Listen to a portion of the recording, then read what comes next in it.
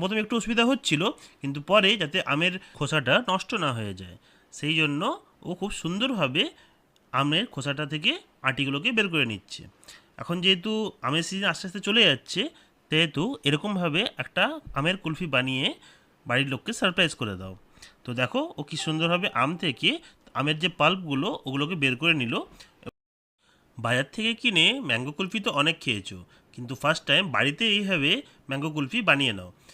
আগে দেখার জন্য ভিডিওটা দেখতে থাকো কীভাবে ম্যাঙ্গো কুলফিটা বানানো হচ্ছে। আমের প্রতি ছোটোবেলা থেকে আমার একটা ভালোবাসা আছে।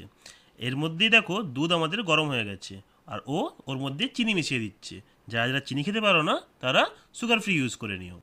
এরপর একটু গরম দুধের মধ্যে এই কাস্টার্ড পাউডারটা 2 চামচ মিশিয়ে নিল ভালো করে।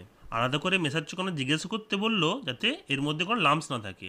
তারপর ওই মিশ্রণটাকে দুধের মধ্যে ঢেলে দিল আর ততক্ষণ নাড়ালো যতক্ষণ